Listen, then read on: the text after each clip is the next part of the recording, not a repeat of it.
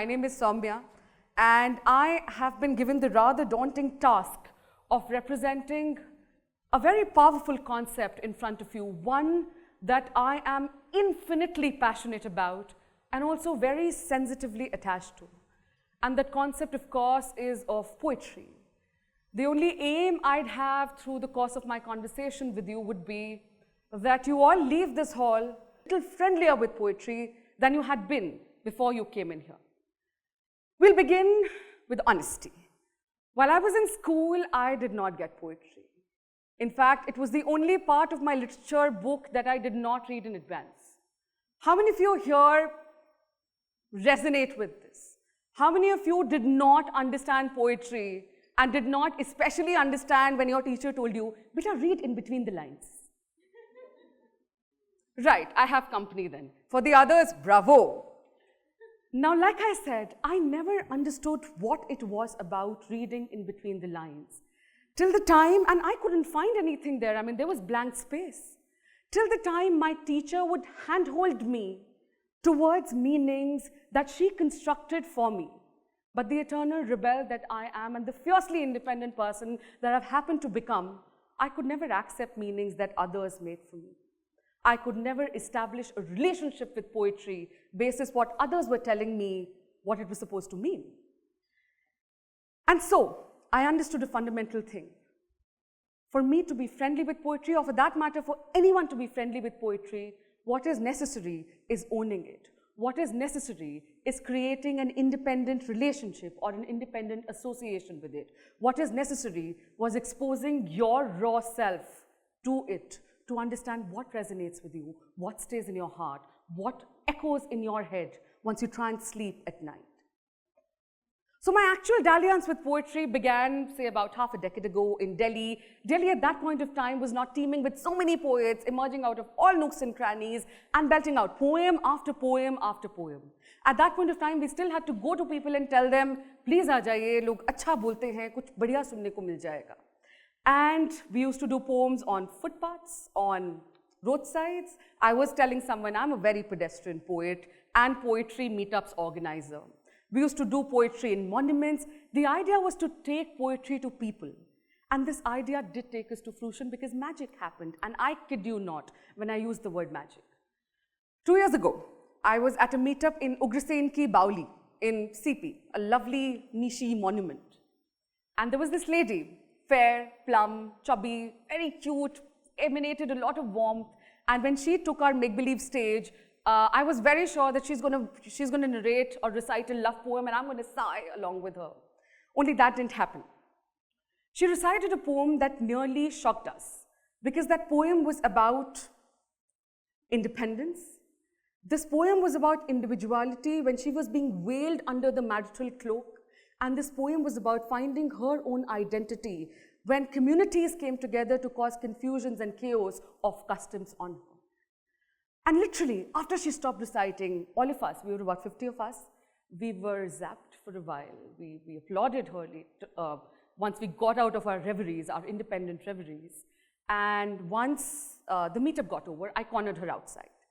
And I asked her that, hey, are you like a published poet? Because what you recited was, wow, that was mind-blowing. And this lady started crying. And I couldn't understand why. And what I got to learn and what I got to hear from her was the fact that she had been writing for a good 10 to 15 years of her life, out of which 7 years she had been married. And neither her parents nor did her husband know that she wrote. To her closest people, and I can tell you, I have heard about 2,500 poems in person. You know, with other mediums, YouTubes and all, you can shut them out, you can shut books. But once people are in front of you, irrespective of the kind of content that comes in front of you, you have to listen to it. And you have to develop patience along with appreciation. Because no matter the kind of content that comes in front of you, someone is really out there sharing their stories. So, in that moment, I felt very weird. And in that second, I felt perhaps there is no greater kind of torture than not being able to share expressions of deeply felt emotions with the very people you're living with, sharing rooms with, sharing your bed with. And on another separate occasion, I was given the task of teaching poetry to a group of mothers, as if teaching poetry was even possible. But I still took the task head on. And we designed an activity. This activity was supposed to have levels of self-discovery, after which the audience, these participants, and these were all mothers, like I said, they were supposed to surmise their entire life and existence in front of us in one line. Out of the 20 submissions that I got, 2 I remember, and 2 I want to share with all of you.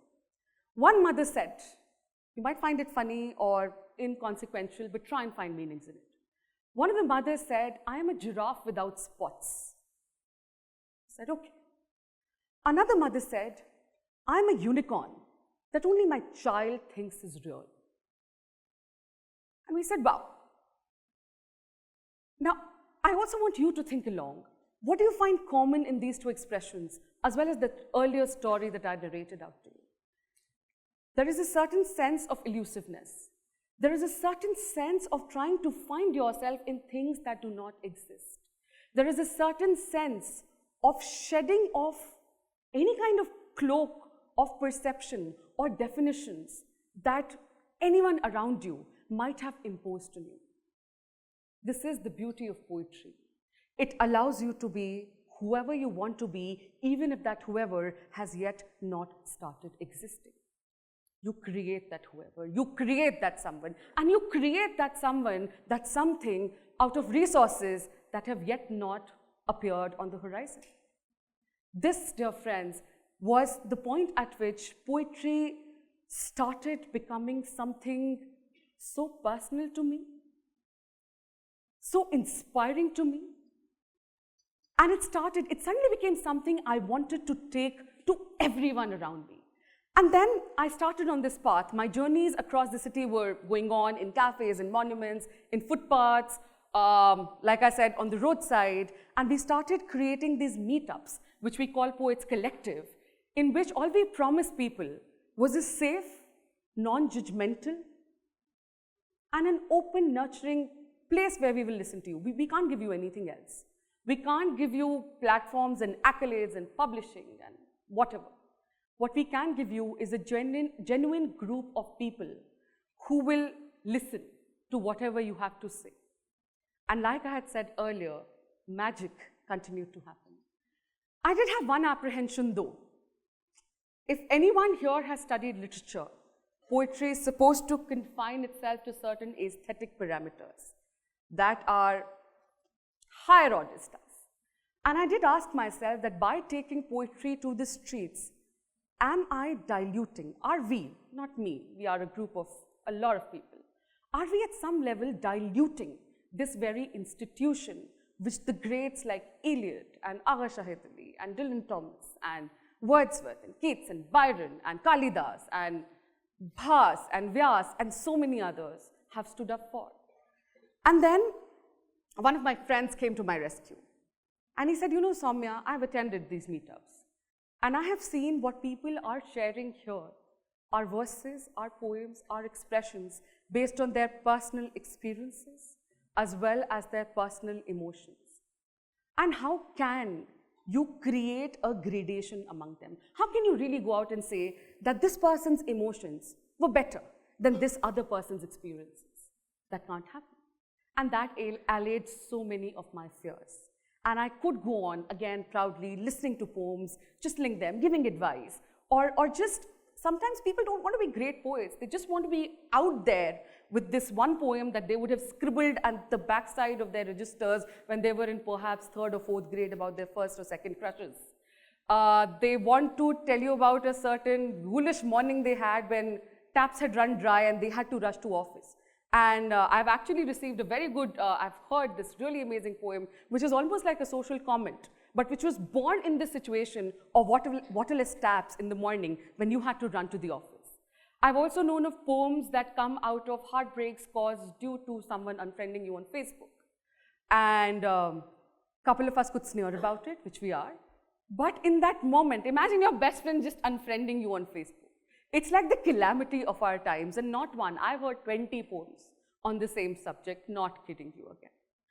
I've heard poems where subjects like death have been expertly cloaked by my very able members of the gang, of the club, in an attempt to philosophize it, to comfort themselves. But what it ended up doing when it was recited on a portal where we said, we're listening, it ended up consoling and calming so many more who had yet not even perhaps thought enough about death, let alone make their peace with the loss of a beloved.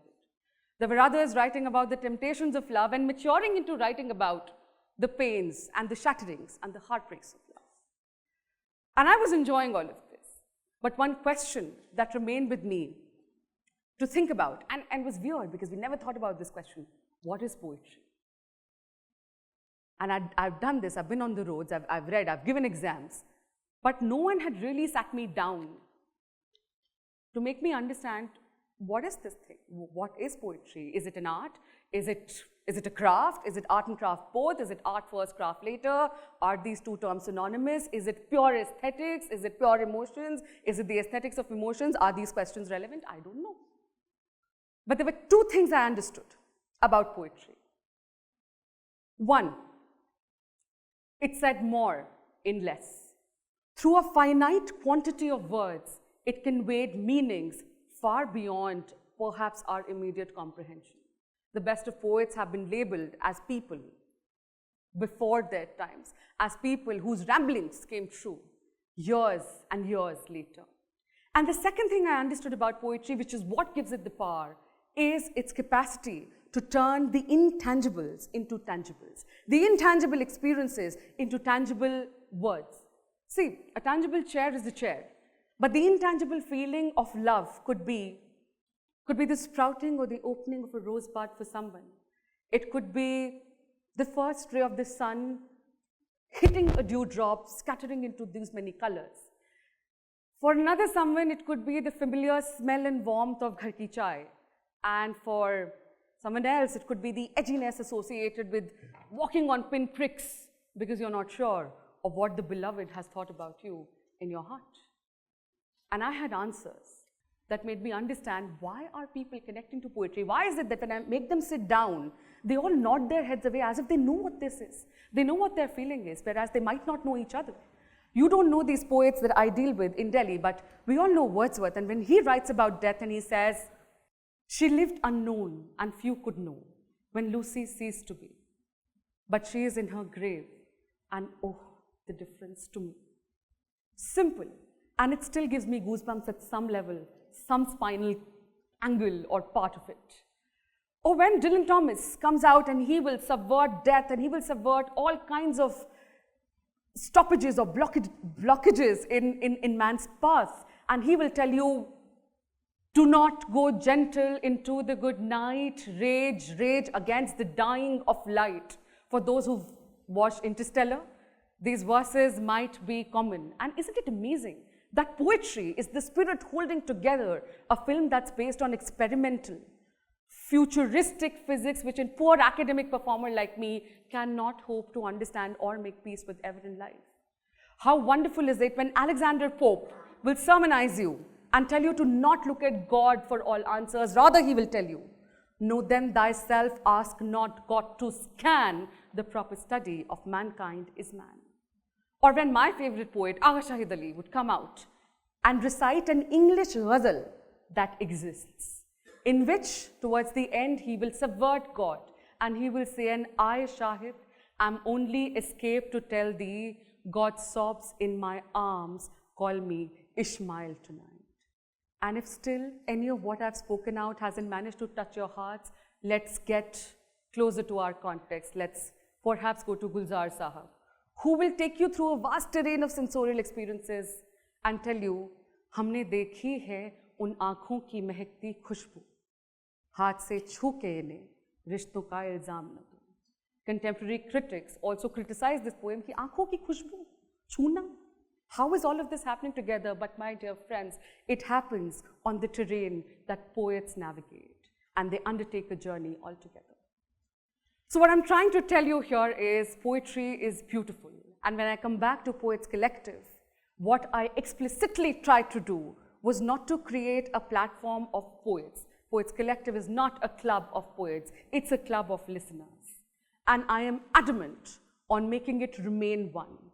Because I do at some level also believe that throughout history, more than ever, this is the time in our lives that we need and we deserve listeners.